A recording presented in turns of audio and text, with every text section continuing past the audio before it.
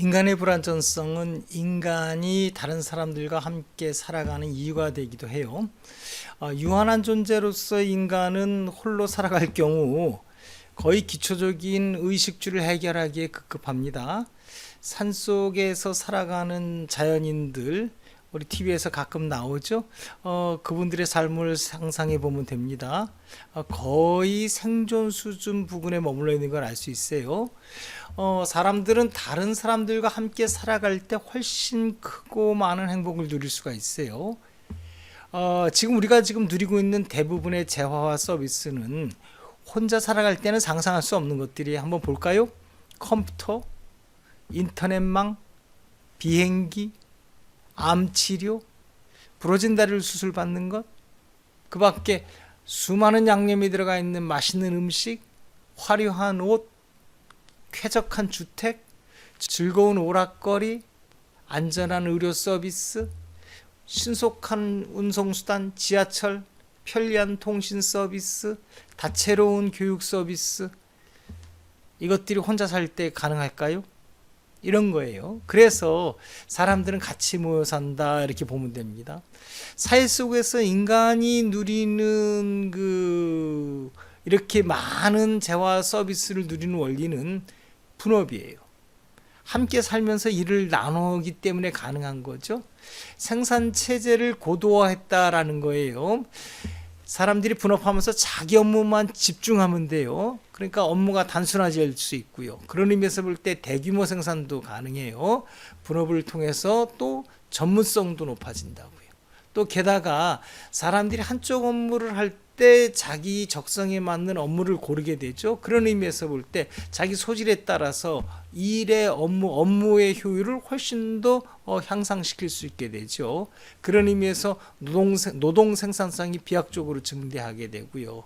당연히 나오는 생산되는 재화와 서비스의 양이 훨씬 많아지게 되죠.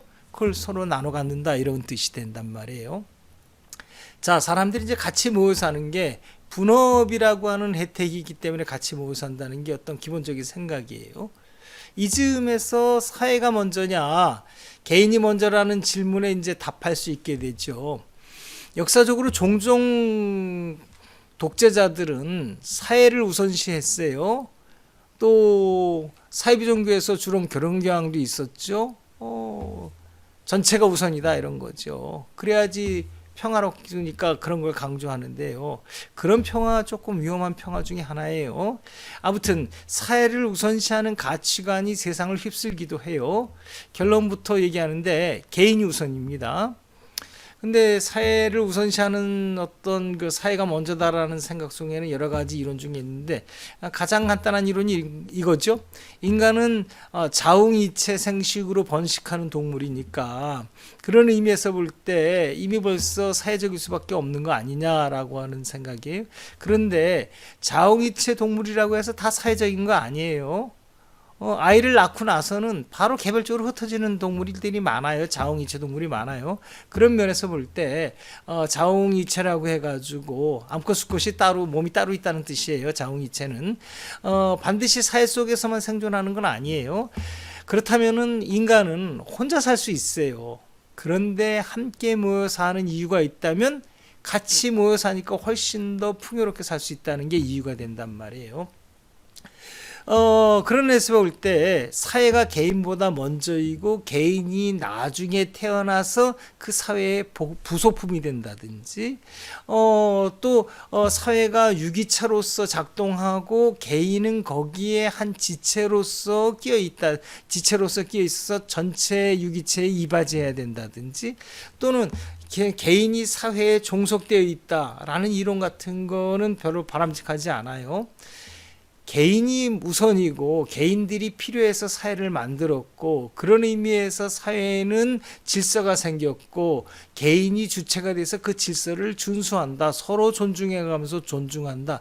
이런 생각 정도만 해도 충분하다고 보는 거예요. 그걸 넘어서서 사회에 개인이 종속돼야 된다 이런 데까지 가는 거는 선생님 입장에서 볼 때는 좀 위험한 이론이다 이렇게 보여집니다. 거기까지 안 가도 돼요. 그렇다면은 사회는 뭐냐? 사람들이 모여서 같이 사는 사회는 뭐냐? 사람들 각자가 서로 필요해서 스스로 사람들이 만들어낸 인간의 작품이다 이렇게 보면 돼요. 그 인간의 작품이 각자 불완전하고 불편함을 극복하기 위해서 함께 모여 살기 시작했다. 그런 의미에서 개인이 우선한다 라고 하는 거예요. 그런 의미에서 볼 때 사회는 뭐냐? 인간 각자를 위해서, 개인을 위해서 존재한다 이렇게 봐야 돼요. 사회가 인간에게 해를 끼칠 뿐이라면은 뭐하러 사람들이 모여 살겠어요? 그렇지 않잖아요. 그런 거 보면은 당연히 인간이 우선이고 그 다음에 사회가 인간을 위해서 존재한다는 생각이 맞다는 거예요. 플라톤은 이렇게 표현해 줬어요. 국가는 사람들의 필요에서 생겨났다고 보네. 홀로 세상을 살아가기는 너무 어려웠을 테니까 말이야. 이렇게 해서 이제 플라톤이 얘기하고 있고요. 우리 헌법 아까도 얘기했지만 딱 그 부분을 딱 표현해주고 있죠. 헌법 자체가 대한국민 각자가 잘 살기 위해서 헌법을 만들었다 이렇게 쓰고 있는 거죠. 대한국민이 주체이고요. 헌법과 그거로 만들어진 대한민국은 대한국민의 작품이라는 거예요. 객체죠. 자, 주목할 점이 하나 있어요. 인간이 이렇게 모여 살 때 인간이 함께 모여 살면은 아까 이야기했듯이 분업으로 인해서 사회 전체가 풍요로워지는 것은 당연합니다. 그건 인과관계로서 분명하다고 보고요. 중요한 거는 이처럼 사회 전체가 풍요롭다고 해서 바로 개개 사람들이 다 풍요로워지는 건 아니라는 거예요. 이 부분에 주목할 필요성이 있어요. 군주국가의 경우에 풍요로운 것은 군주만 풍요로워져요. 그러니까 이럴 때 군주국가의 GDP가 국민총생산이죠. 그것이 아무리 높게 올라가도 노예는 노예의 생활할 뿐이에요. 그저 먹고 살 뿐이라고요. 같이 분업을 했는데 일은 오히려 노예가 더 많이 해야 한다고 이렇게 볼 수도 있어요. 이처럼 GDP와 국가 구성원들의 삶이 그대로 비례하는 건 아니에요. 이런 점에서 볼 때 GDP는 국민의 삶의 지표로서 필요하긴 한데 그것이 충분한 지표는 아니에요. 오히려 GDP 플러스 뭐가 필요하냐면 국민 상호 간의 분배 상태를 보여줄 수 있는 다른 척도가 별도로 필요하다고 보는 거예요. 대개 이런 척도를 얘기하면 진위 개수를 얘기해요. 그런데 선생님 볼 때 진위 개수는 턱없이 부족한 척도입니다.